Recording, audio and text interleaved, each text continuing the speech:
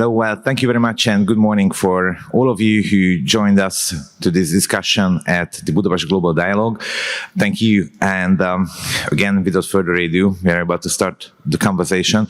But if you just allow me to have a comment, I think directing a conversation between one of the key persons of the foreign policy of Hungary and one of the can I say our times Machiavelli or the apostle of realism today is of course an honoring job, but also a very humble exercise. So I try to minimize my job here and try to pose the questions that interest us the most. And I think once we are here in Central Europe, in Europe today, I think the most important question is how to end, if there is one end to the war in Ukraine, how to end it.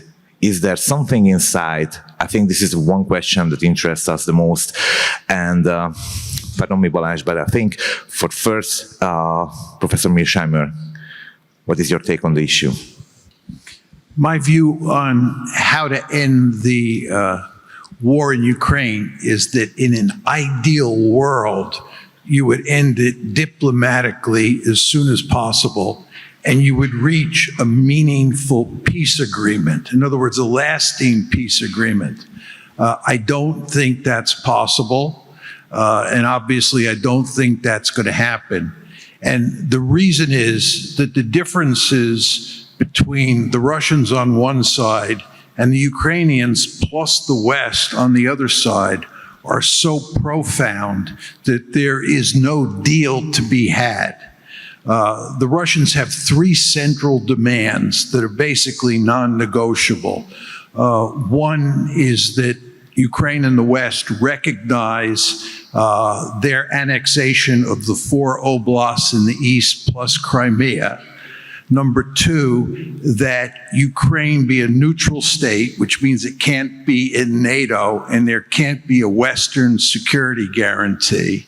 And number three, that the size and the quality of the Ukrainian military be reduced to the point where Ukraine has no offensive military capability against Russia.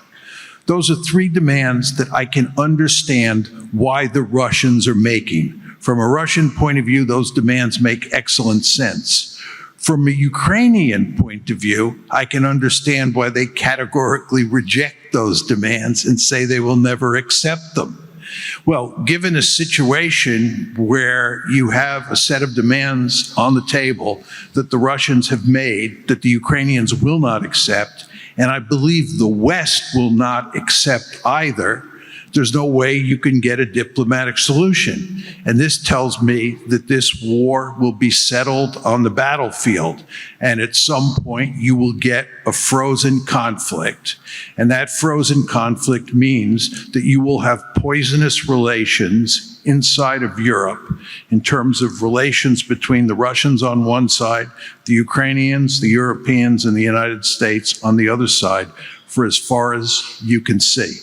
So I'd say that, unfortunately, the ideal solution is not realizable in this case. I think if the best option is to have a frozen conflict, then have it as soon as possible. From the decision maker side, from the practitioner side, what is your take on Balázs? Good morning, ladies and gentlemen. Thank you very much for having me. Thank you very much, Professor, for being here and having the conversation. Here in Hungary, we all are Mearsheimer fans, so I think every Hungarian politician must be a realist, because if we Hungarian politicians are not realists but rather naive, then our situation becomes very, very quickly complicated. So it's very good to have the realist point of view here in Hungary. About the war. Please allow me to start with the personal memory. I know it's history, but it's recent history, and I think it's very, very interesting. When my prime minister became the president of the European Council for like 6 months last year, he started the so-called peace mission. He told us just from one day to another, that's, guys, let's use this as a window of opportunity. Let's try to do something. We have to go to Kiev to see Zelensky. Haven't been there since the war, so let's go to Kiev, then to Moscow. Then let's try to ask the Chinese for a meeting on Friday, whether they are ready to host us on Monday. It seemed to be impossible, but it happened. We went to Beijing, and then there was a NATO summit in Washington, and the Prime Minister we met with President Trump, who was back then still the candidate in Mar-a-Lago. And then when we were flying home, the Prime Minister decided to make a letter. So he wanted to inform the European leaders what his experience was. And he said it's transparent. You can still read it in English, in Hungarian. And it was sent to all European leaders. And he said that for various reasons, both parties, so the Ukrainians and the Russians, are convinced that they have to continue the war, because they think that what they can get, this is what was described by the professor in a different way, they can get a better result or an acceptable result if they continue the war, because what they can get now without the war is not acceptable for the parties. So if you have a situation like this, it's obvious that you need to have outside mediators, big guys in the room who are putting pressure on these war parties and trying to convince them that it could be the other way around as well, and the decision should be made by them, but they have benefits if they accept the reality and get back to the table of diplomacy. And my Prime Minister said that okay, the Democrats are involved in the conflict. They are having, as it was admitted after that, a proxy war through Ukraine against Russia, and President Trump has a chance to act differently. And what happened? He started to act differently. He started to act as a neutral outsider mediator. According to our understanding, this is a good starting point. This is a good position, and this is still a window of opportunity that the international community together can put pressure on, but I'm talking about diplomatic pressure on both sides to sit down and try to achieve something. My major, I don't know whether it's possible or not. I accept the pessimistic analysis of the professor, but I still hope for a more optimistic scenario. What concerns me is that the West is not united.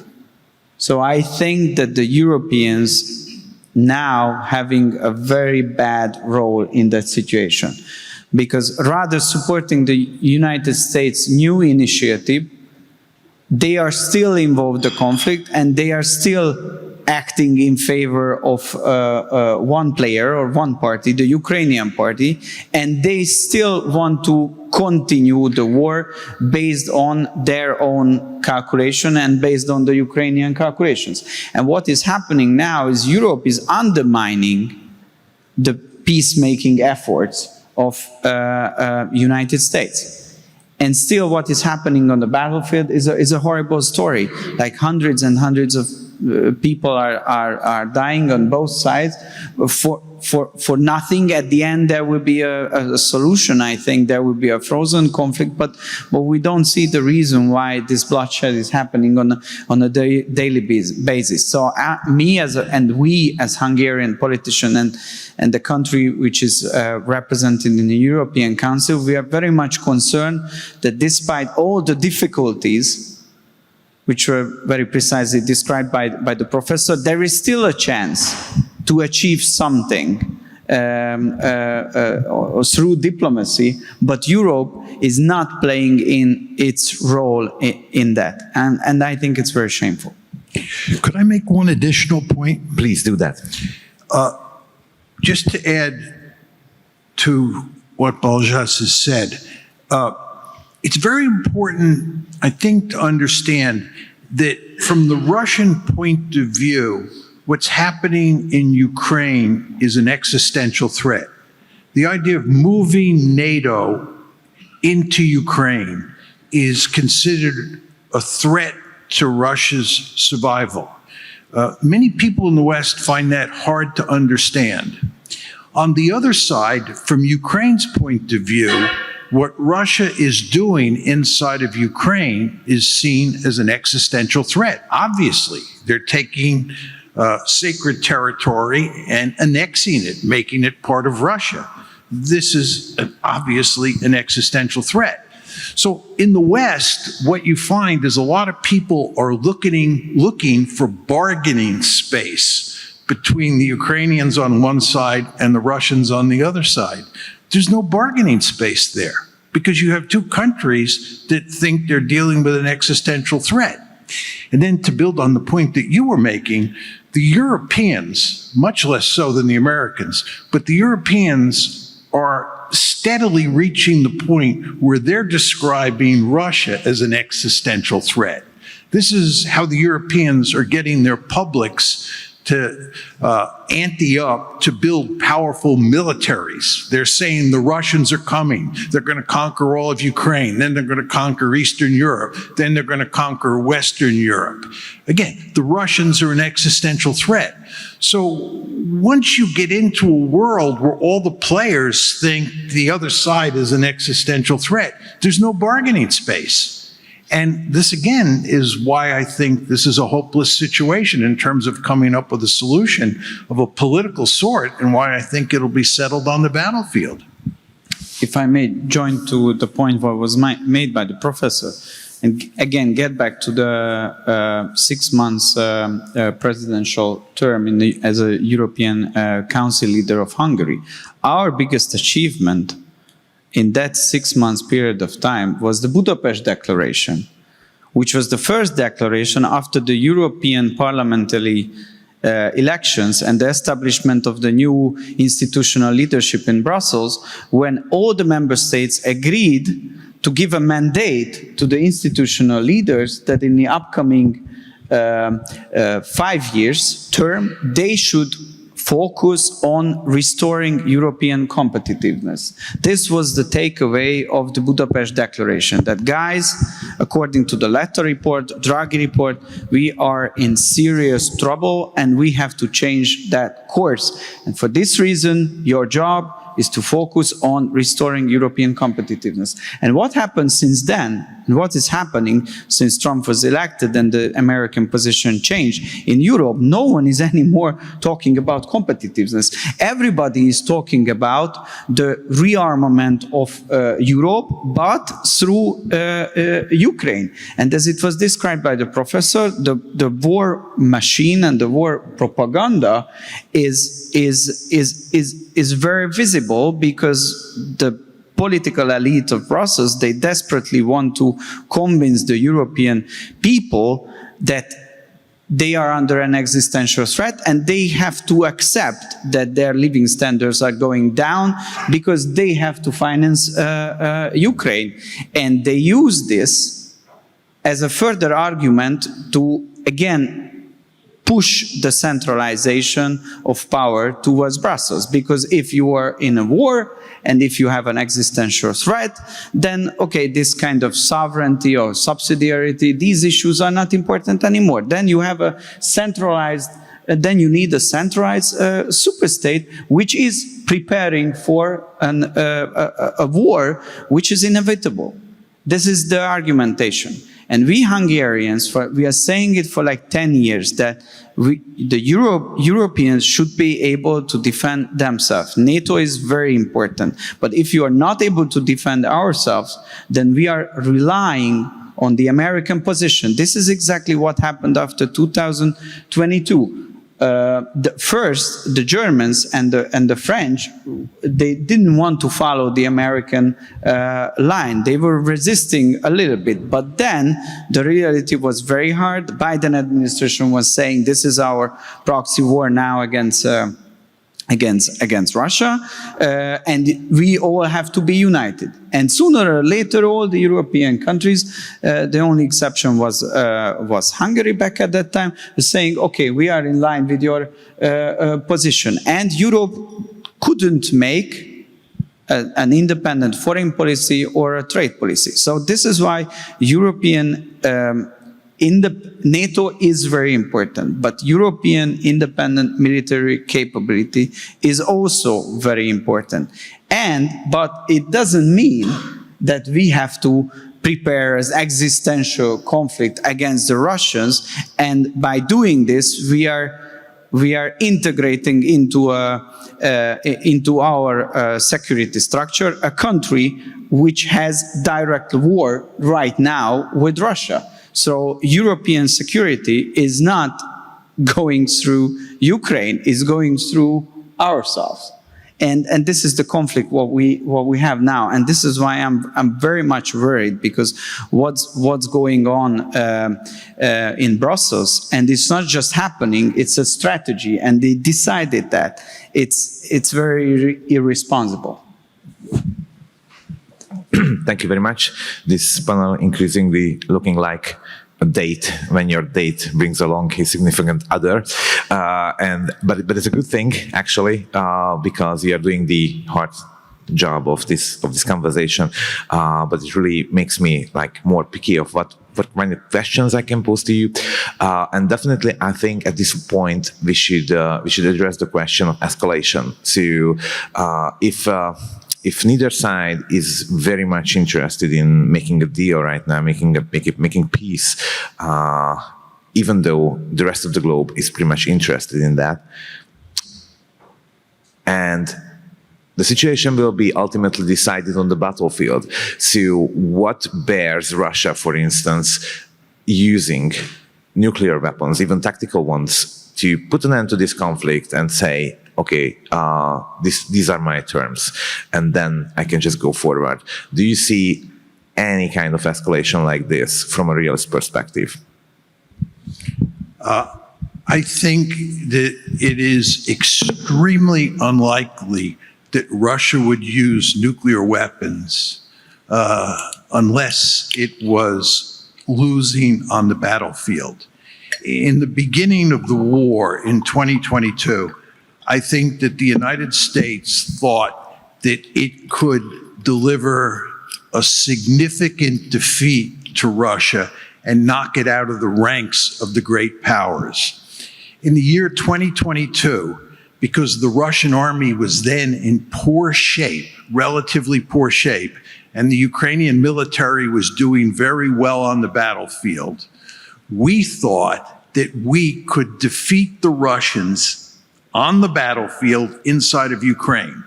That's number one. And number two, as you all remember, we thought that economic sanctions would bring the Russians to their knees. We would deliver these devastating sanctions that would cripple the Russian economy. And that, coupled with the defeats on the battlefield, would effectively knock the Russians out of the ranks of the great powers. Had that happened, I think the Russians would have probably used nuclear weapons in Ukraine to rescue the situation. And you all want to remember that if Russia were to use nuclear weapons in Ukraine, it would not have to fear nuclear retaliation, because Ukraine has no nuclear weapons of its own, and there is no way the West would use its nuclear weapons to defend Ukraine. So in a situation where the Russians were backed into a corner, were facing a defeat that was going to knock them out of the ranks of the great powers, I think in that circumstances, it's highly likely they would turn to nuclear weapons. Now, the good news is that's not going to happen. And the reason is that the Russians are winning the war on the battlefield. And the situation is deteriorating for the Ukrainians and for the West. This is why I would argue that the Ukrainians should cut a deal now, because they're going to just lose more territory and more Ukrainians are going to die if they continue the war. And the reason is that the Russians are winning. If you look at the balance of manpower, the balance of artillery, the balance of air power, it's manifestly clear that the Russians are in the driver's seat.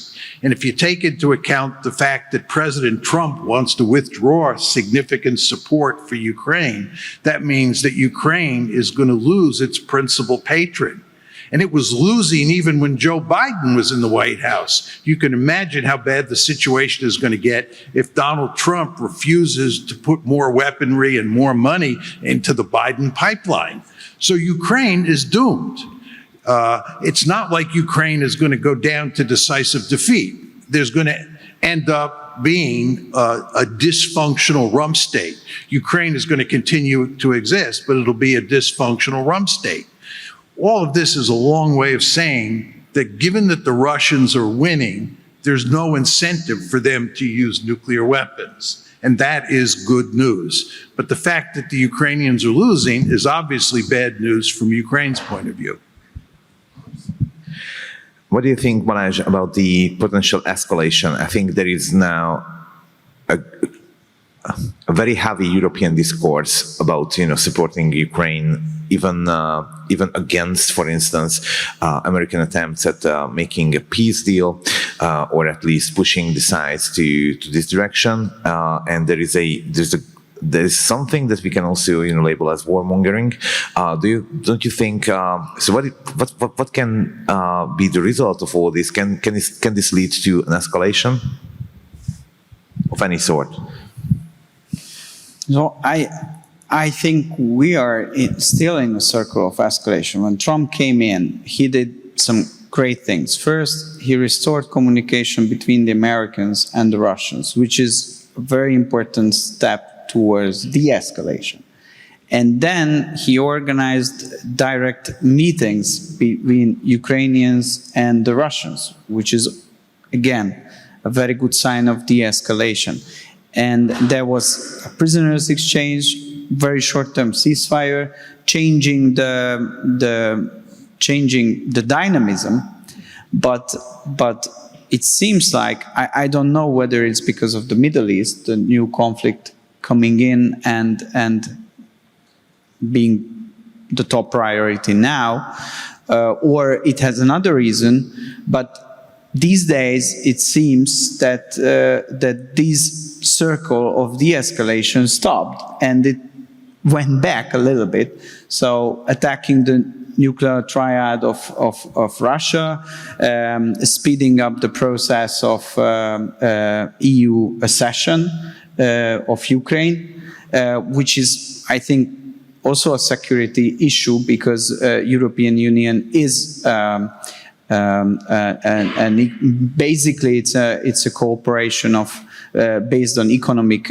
fields, but now the European integration has a security element as well. And why the Western liberal elites want to integrate Europe into the European Union? Obviously, because they want to use that money channels to transfer funds and military support to Ukraine to further go with the war. So in this respect, EU accession and this speeding up process is also a circle of escalation. So I'm still worried, and you know, for us Hungarians, it's not just about mathematics and rational calculation of responsible nuclear powers and special type of game scenarios. But I was born in '86, and '86. I don't remember, but my family told the story that there was the Chernobyl nuclear catastrophe, and I couldn't eat any fruits and vegetables for like months. And so this is a memory which has every Hungarian family. That means that something terrible could happen on the territory of Ukraine. A nuclear accident can happen, and it has a very dangerous and very devastating consequence of the everyday life of the Hungarians. So if there is a tiny little chance of this happening again, I think all Hungarians, in a very reasonable way, they say that we shouldn't go to that direction. We should stop and turn around and get back as fast as we can. So and this kind of small or medium-sized Central European country perspective, so new nuclear army perspective, it's different, it's more personal, it's more existential. It's not just a calculation between the big powers where they look on the map and they know this is one front line where we use our leverage over the others, they use their leverage over the others, and here are the people, and those people are dying in Ukraine. We all have relatives, and we still remember what happened in '86. But everybody was terrified when the news came that something nuclear happened in Ukraine. So this is, from our point of view, also an existential issue. But for us, not the war, but the peace is an existential issue. Can I make one additional point just on the whole subject? Would be lovely. I think it's very important to emphasize that President Trump is a lot like Prime Minister Orban in two ways. Number one is, I think both of them appreciate Russia's position and want to have good relations with Russia and want to shut down this war as quickly as possible. So I don't think there's a lot of daylight between the views of Prime Minister Orban and President Trump on the whole Ukraine issue. But the second point is, President Trump is surrounded by a national security community in the United States that is remarkably hawkish and goes to great lengths to undermine his approach to dealing with Ukraine. And I think the situation is similar here in Europe, and that Prime Minister Orban and Hungary more generally is surrounded by a number of European states. But not the people around Prime Minister Orban. Yes. The people in Brussels, so I want to save my job. Yes, that's what I meant, the people in Brussels. And I think, just to go to the American case, I think one of the problems that Trump faces is that there is huge resistance inside the United States. There's also huge resistance inside Europe, leaving aside Hungary, to reaching any kind of accommodation with the Russians. This is why I find it hard to believe that Trump could accept Russia's demands. He'd be crucified inside the United States, not to mention inside of Europe. Okay, but staying with the issue of realism, and just speaking on what you said, Professor Mearsheimer, about this discourse in Europe, which is like, let's say, pro-war or pro-Ukraine, is there any realist attitude behind it? Is there anything that you can identify as, this is why they do that? This is not, something in the territory of ideology, let's say, or behavior, but rather realist approach. Is there anything in European attempts of a military build-up that is good for Europe? Well, let me just say a few words on realism in Europe. I used to say during the unipolar moment that Europe was a realist-free zone. There were no realists in Europe. I hardly got invited to Europe, and when I got invited to Europe, I was treated like a dinosaur. And the reason was very simple. Liberalism and a liberal foreign policy was the way the vast majority of Europeans thought about the world. Many of you probably, or many of the younger people in the audience probably find this hard to believe, but that was the case during the unipolar moment. And we adopted a very liberal foreign policy.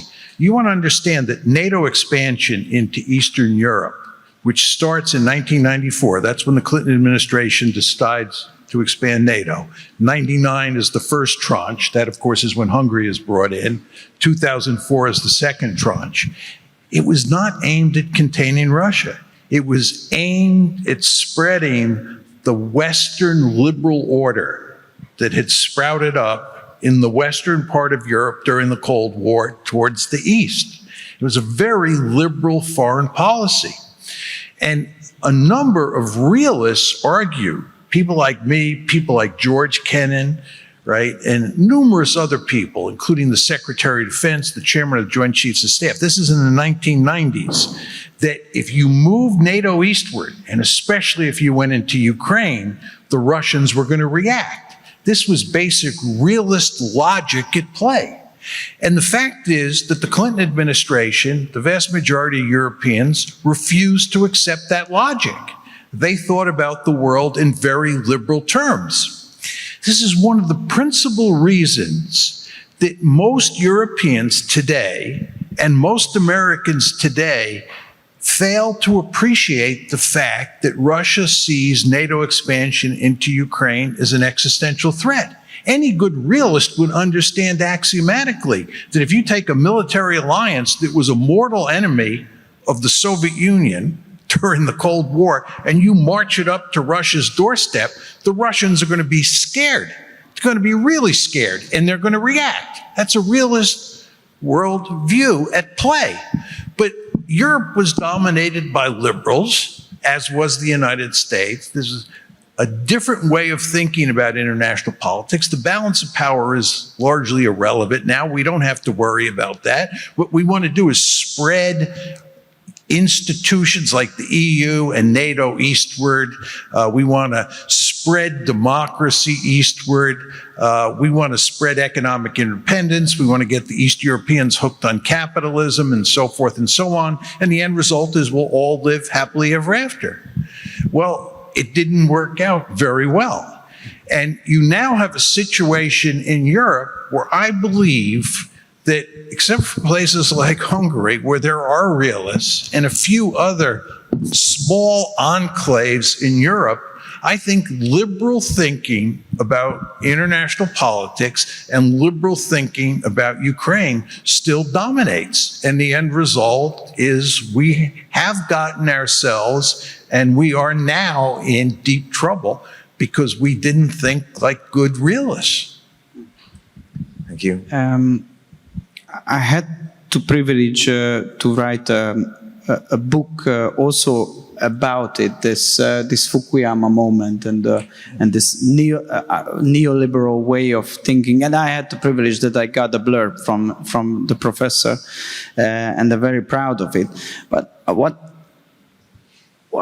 concerns me again is that if we use Fukuyama and this Fukuyama moment to describe the mindset of the liberal elites in the 90s, I think if we follow the mindset and the paradigm shift of Fukuyama and those people since then, it's also concerning, because what happened in the 90s, they were saying that, you know, our way of life, our way of political system, our way of economic model, our way of globalization, our way of governance this is how we won the Cold War, and this is what would benefit everyone, and the entire world should adapt to that. And this was described as the end of history.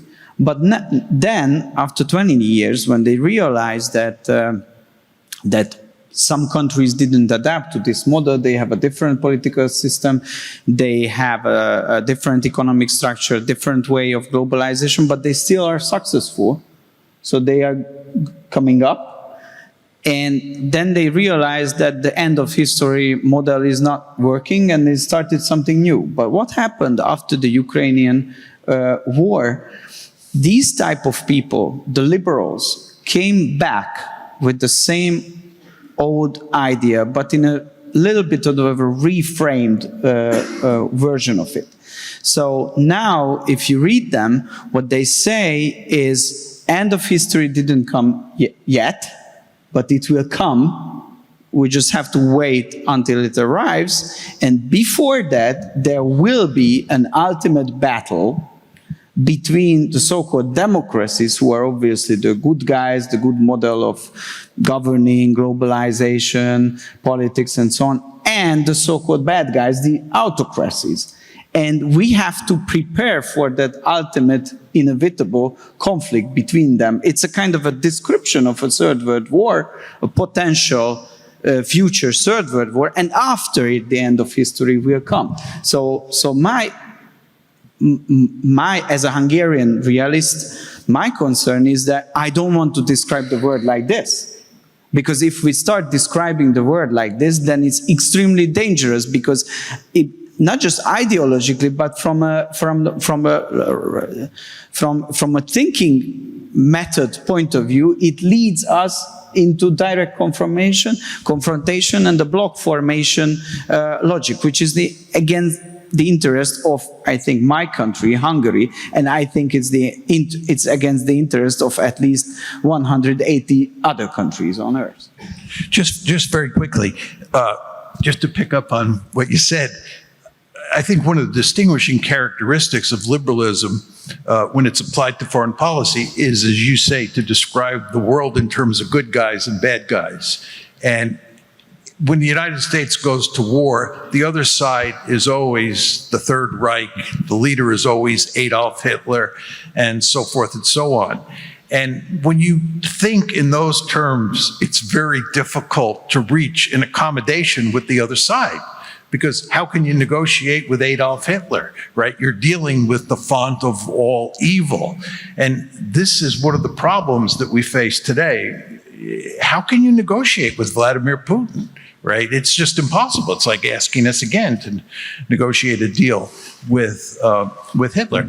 And just to go to realism for 1 second, it's very important to understand that realism treats states as black boxes. It treats all states as principally the same in terms of whether or not they're good guys or bad guys. There are no good guys or bad guys in the realist story. States are just black boxes.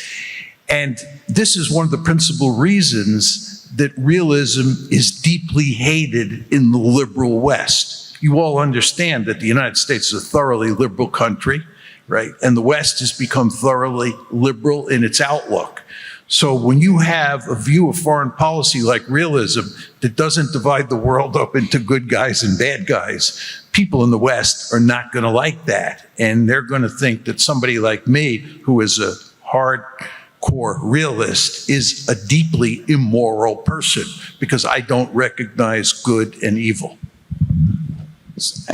What we say here in Hungary, at least as a counter-argumentation, is that we also moral persons, but our morality is different, because we think that our first and foremost loyalty goes to our community and our nation. And our job is to protect and save and bring a prosperous future for our country. And through this lens, we see the world. And we don't want, so in a very political term, I don't want to save the world, I want to save Hungary. And I think it's a moral position as well, different than the liberal one, but it's also a moral position. So I think all realists should not accept the argumentation of the liberals that they are the moral ones and the realists are the non-moral people, because that's not true. That's a different type of morality, which is based on, as a footnote, I would say, based on the Bible as well. So it has a religious basis as well. Okay. Anything to add? No. Okay. Yeah, I just say this is going to be very quick. If you think about a word that the liberals use all the time, it's international community. They talk about the international community. And just think about that first word, international, international. It's fundamentally at odds with the notion that you have a nation state, a national community, that you should privilege over the international community. You see very clearly in the use of those two words, international and national, the difference between a liberal perspective and a realist perspective. Sorry. No. So can I translate? So the reason why Europe is doing this policy is because they are locked in the liberal thinking. And so for me, it's always hard as an analyst, it's hard to bring home the fact that people just think in a bad way about their interests. So But again, it sounds very plausible. But we are short on time, and I think we should jump. We have like 10 minutes left. One of my concerns about realism and what's happening in the world, what's happening in Europe, what's happening in Hungary, is how can one pursue a realist foreign policy? Is realism something that you actually pursue, or realism is like a straitjacket? You can't do anything else but to act at the end of the day as a realist. And if not, and if realism is a choice, then how do you make this choice? What is your take on this, Professor? What would you advise to Hungary if you were, nominated as an advisor? Let me make two sets of comments. Talk about realism in general, and then just say a few words about Hungary. You want to understand that during the unipolar moment, which runs from roughly 1991 when the Soviet Union collapses to about 2017, during the unipolar moment, there was only one great power by definition on the planet, and it was the United States of America. So you had no great power competition. You can't have great power competition when there's only one great power. And that was a period when the United States could act as a liberal state and not a realist state in the world arena. Because again, there were no great power politics. And we did very much act like a liberal great power. That world went away in 2017. We now live in a multipolar world. And what we have not talked about is the rise of China. It's very important to understand that China is a peer competitor to the United States. And once you're back in a world where there is great power competition, right, a country like the United States, when it's dealing with those other great powers, has no choice but to act like a good realist country. Now, what the United States is now doing vis-a-vis China is acting like a great power traditionally does. It's acting in a very realist way. All you have to do is talk to the Chinese, and they will tell you clearly that they understand the United States has its gun sights on China. The United States is acting like a realist state, but it masks its realist behavior with liberal rhetoric. It's always done that, the United States, that is. But in this case, you see it at play again. Now, the question is, how do I think this applies to Hungary? I think Hungary has basically behaved as a realist state in Europe since the end of the Cold War. And I think that is an anomalous case. I think most European countries have not behaved in a realist fashion, much like the United States, they've behaved in a liberal fashion. I think moving forward, Hungary has no choice but to act in a realist fashion. And it's going to have to think not only about how to deal with Russia, it's going to have to think about how to deal with China, because China is going to wield great influence in Europe. China is going to wield great influence all around the planet. There's going to be a significant competition between the United States on one side and China on the other side. And as I said, that's going to be a realist competition. And Hungary is going to be in between, as are virtually all the European states. And Hungary is going to have to think smartly about how to deal with both China and the United States from an economic point of view and a security point of view. And if Hungary is smart, they will continue to act in a realist fashion. Balázs, as one of the architects of Hungarian foreign policy and this very realist brand of it, what would you highlight in our policies?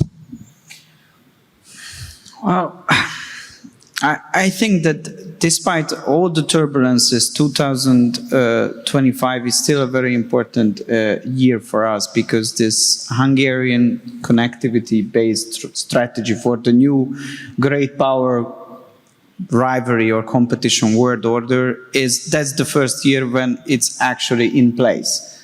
And this is why for us it was very important that we have Donald Trump in the White House, with whom we also can start working on a strategic agreement between Hungary and United States, because what we can achieve now is unfortunately, if you look on Brussels or if you look on Europe, this is what I'm always telling everyone, that guys, you have to realize that you are the most isolated power center right now on Earth, because you cut ties with the Russians, which brought energy problems for you. You started an economic warfare with China 2 years ago, which is your biggest export market, and you have an ideological confrontation with the United States, new leadership, and the geopolitical confrontation. They want peace in Ukraine, and you want war in Ukraine. So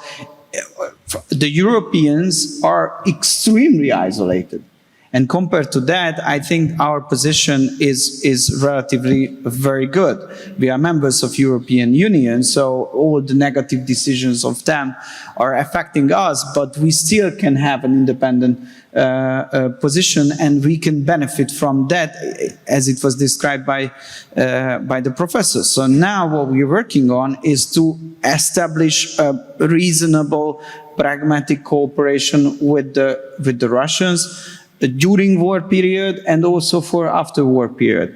We have a very good strategic cooperation with the Chinese. When the entire European continent was turning against them, we were also we remained pragmatic and reasonable and rational.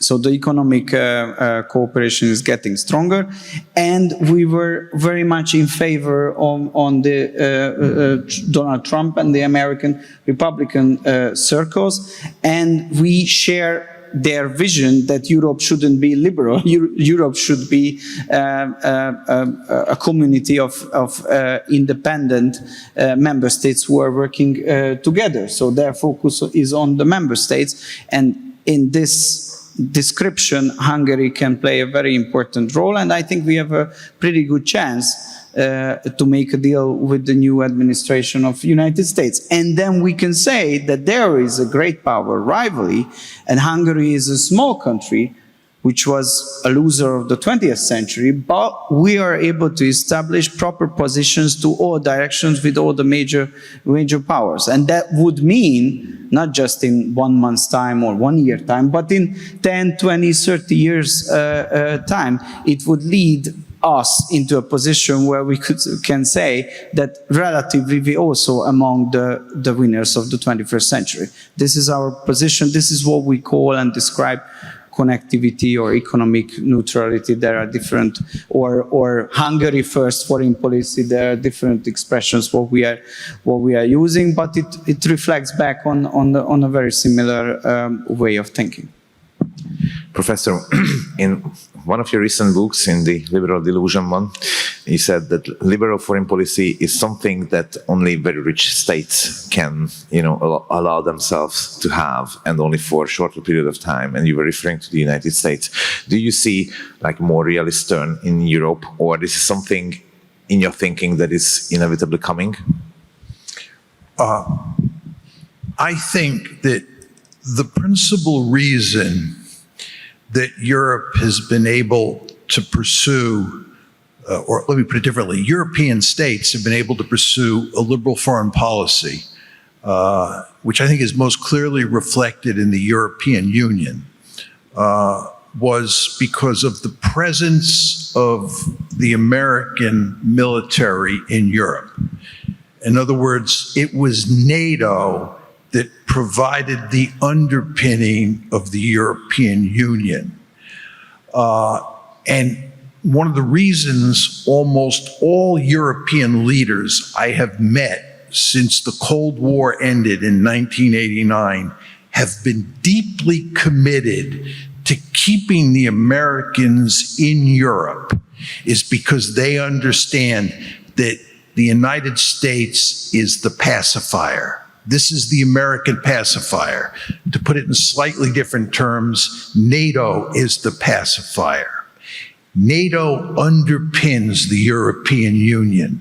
The reason that the European Union is so tightly knit and it is tightly knit. It's a remarkable institution, right? The reason it is able to reach that point of unity, the reason that we can talk about Europe, just think about the use of that word Europe. We talk about Europe as if it were a single state. Of course, it's not, as you remind us. But we talk about Europe as if it's a single state. It's because of the European Union.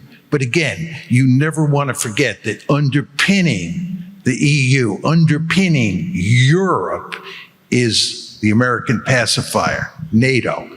Now you have to ask yourself, where is the Trump administration headed with regard to the American commitment to Europe? As you know, Trump has contempt for the Europeans. Trump does not like Europeans, the Hungarians notwithstanding. And Trump would like to greatly reduce the American military footprint in Europe, right? And I believe if Trump was free to act, he would put an end to the American commitment to NATO, right?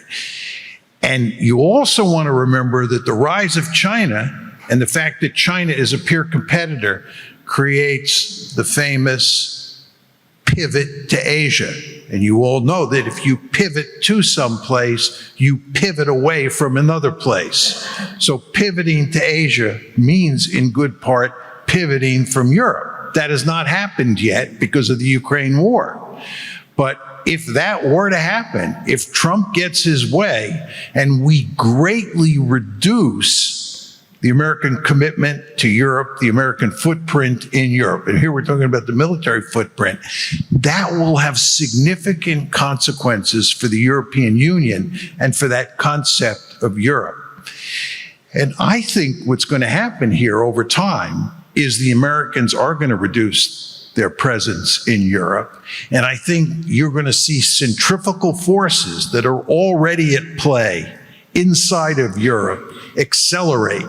And I believe over time, more countries in Europe will look like Hungary. More countries in Europe will think in terms of the national interest, and they'll think less in terms of being part of an international community, less in terms of being part of Europe, and more nationalistic. So my bottom line is, you do not want to underestimate the importance of the American military presence in Europe. Well, if I may add to one argumentation, because I checked it a couple weeks ago, and never EU accession towards East, first Central Europe, then the Romanian turn, and so on and so on. It was always first the NATO. So first NATO membership, and then a couple of years after EU. So it's exactly the point you were making, that first securing the territory military, and then the economic integration. So this is how it goes. So it proves your point. My problem is that since the Brits left the European Union, and since we have serious political power decay, let's put it that way, in Germany and in France, who are the two major forces of managing the European integration. Now, the so-called unelected, and it's not a political term on my side, it's a rational description on them. So unelected bureaucrats and leaders, they are dictating or trying to dictate the policies. And their idea is that the only way to make Europe successful again is that they have to do something with the war. So they have to increase military production, which would increase GDP. And for this reason, they have to spend more. And they have to further having joint loan project. And to manage this, the joint loan project and the joint military production towards Ukraine, the only way to do it is further centralization of the power and get rid of those nation states who are arguing in favor of a different strategy. So what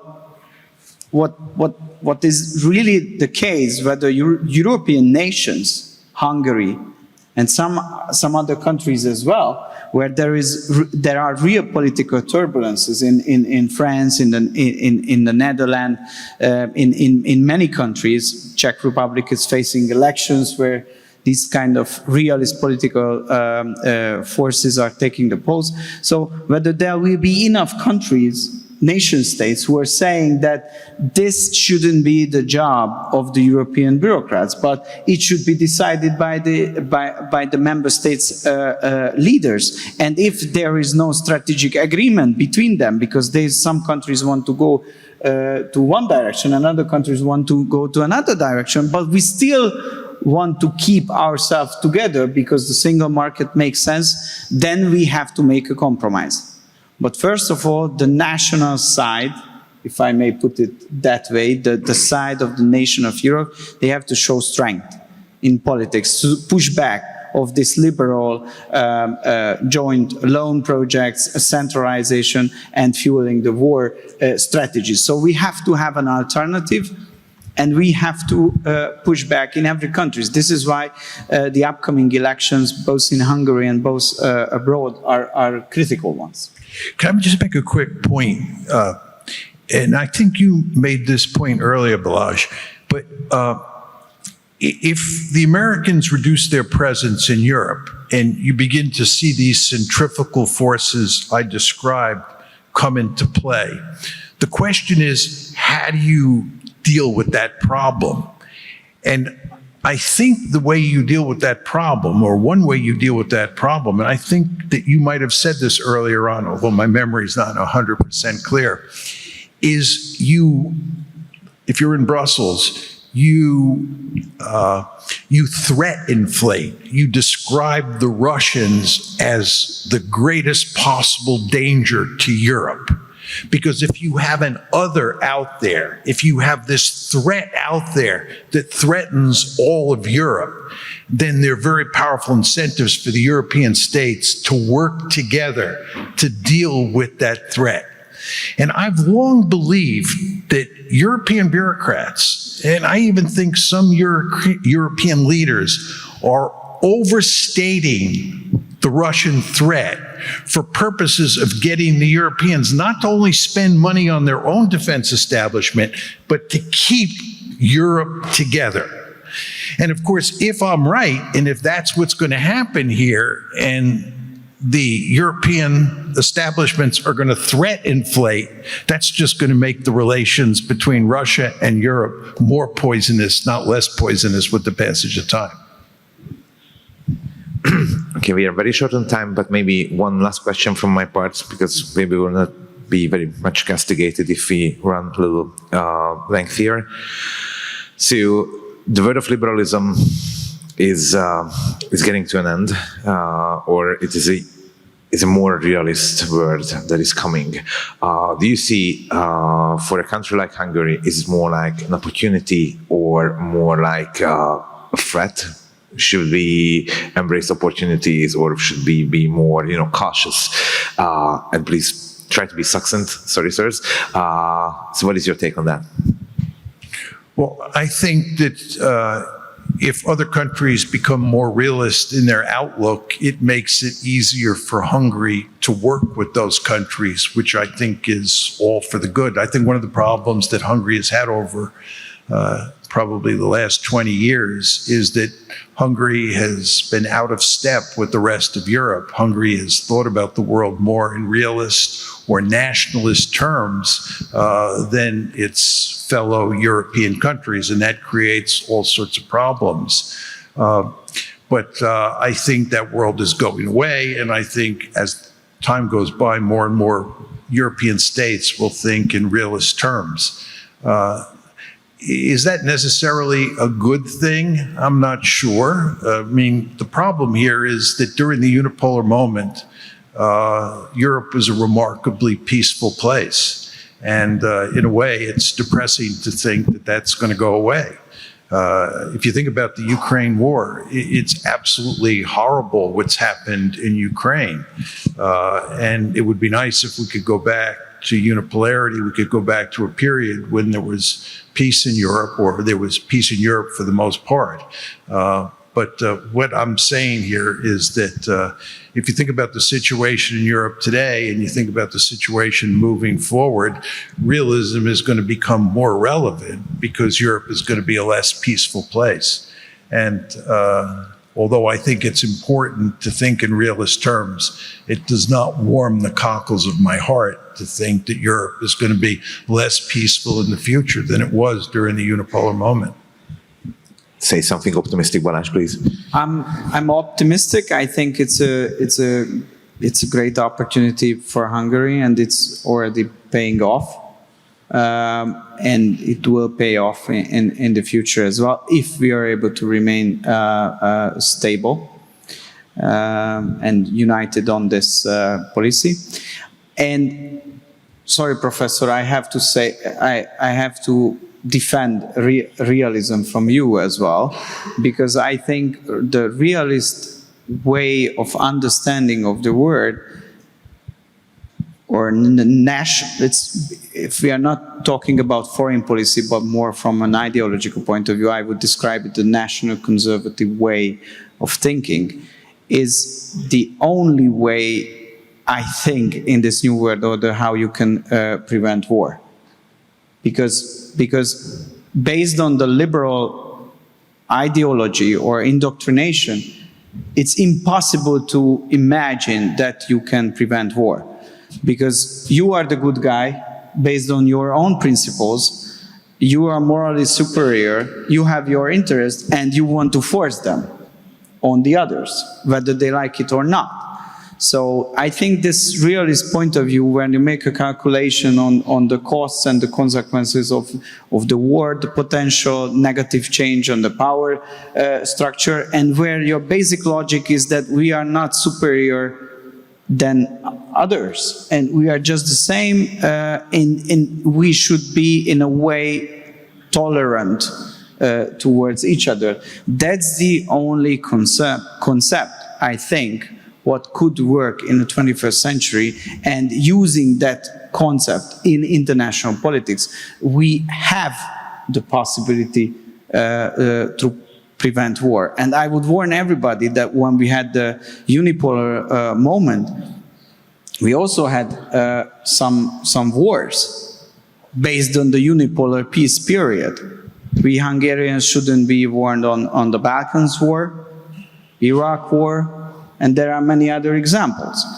So it's not the case, not even in Europe, that during the unipolar moment we didn't have, okay, we Hungarians were not suffering and not engaging, luckily, in a war. But I think if we remain on the track of liberal internationalism, as it is argued by Fukuyama and those kind of people, then we will end up sooner or later in a direct war confrontation, as it happened with other European countries who signed up to the proxy war against Russia in Ukraine. So I think if we take seriously that during that transition period of the world order, we want to de-escalate and we want to prevent confrontation, realism and national conservative thinking and description of the world order is the only way out. No strike back. Or anything to add at this point? No, I agree. What has been said about realism, for sure. There's no question that liberalism, as I wrote in The Great Delusion during the unipolar moment, led to lots of trouble. It led to the disaster in Russia, for sure. So I don't deny that. My only point was that the fact that Europe was relatively peaceful, and I agree it wasn't 100% peaceful, but that it was relatively peaceful during the unipolar moment was a good thing. And I do agree that pursuing a liberal foreign policy ultimately undermined that situation, for sure. We have agreement. Okay, it's a great agreement at the end. I've been enjoying facilitating this conversation very much. Realists maybe dinosaurs, but believe me, dinosaurs are cool and it's great to talk to them. And thank you very much for joining us to this morning conversation. And I encourage you to take part in the other discussions during the whole day, and also to grab Professor Mearsheimer or Political Director Orban for conversations in the corridors. Thank you very much for your attention and have a great day. 偷偷告诉大家，我最近发现了新法宝 Royal Face 逆时奇迹系列，它有活肤露、全效精华，还有精华霜。尤其我皮肤比较偏干，所以我非常的注重保湿。保湿做得好，肌肤自然烹润。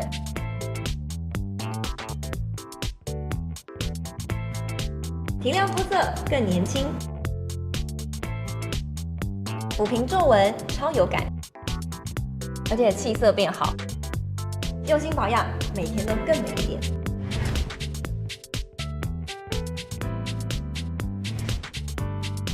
美吧。